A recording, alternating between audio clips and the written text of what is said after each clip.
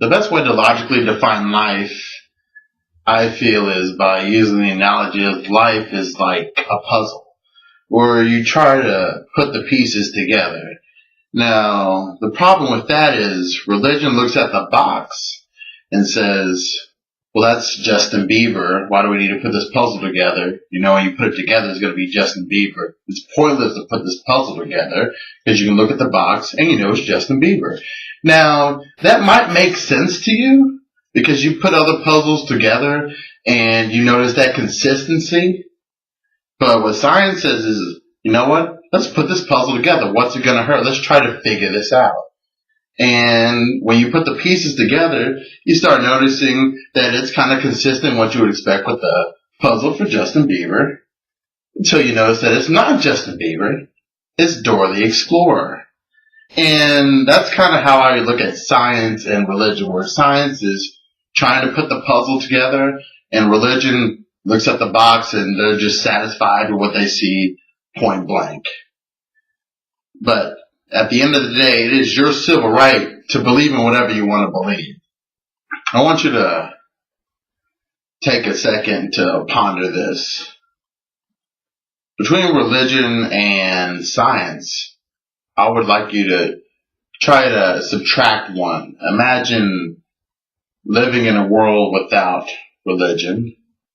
I want you to also imagine living in a world without science. Now, it seems like it's obvious which one is more crucial to our civilization, but deists and creationists will debate you.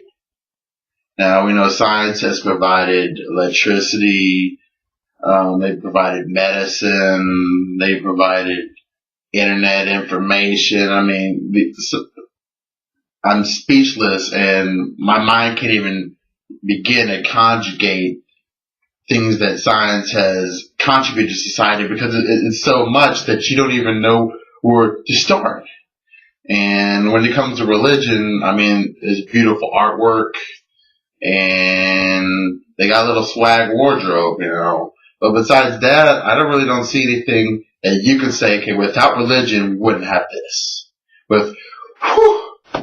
I'm so glad we have religion. So I'll pose this same question to two different creationists. Now, the first creationist, he responds by saying this. Excuse me. That when he goes to church, he pays his tithes. And this month, his electric bill was lower because he paid his tithes. I was in awe. So I asked him to repeat that answer to just make sure that I was hearing that correctly. Because, you know, sometimes you hear what you want to hear. But in that instance, he repeated the same thing, that he went to church, he paid his tithes, and God lowered his electric bill.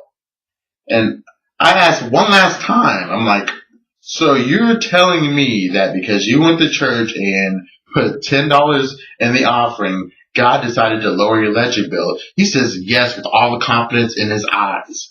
And I was just thrown on the floor because, I mean, there's so many things you could look into. I presented the idea that, okay, maybe you use less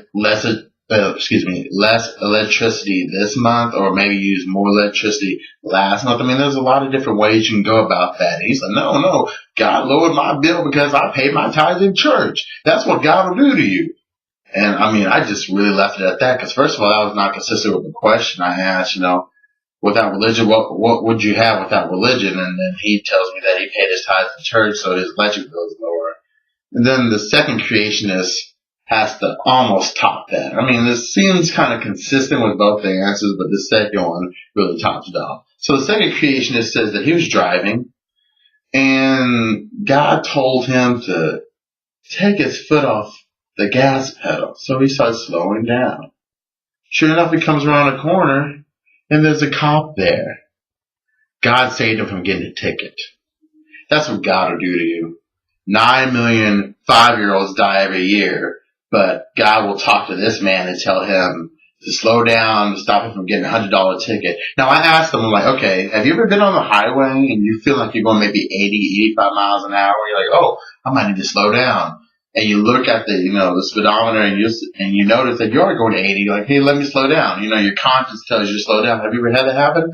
And he complies. He's like, oh yeah, all the time, I can tell, like, okay, I might be speeding, so, I'll slow down. Like, you don't think that was the same instance? He's like, no, God told me to slow down so I wouldn't get a ticket. If God hadn't told me to slow down, I would have gotten a ticket. I'm like, okay.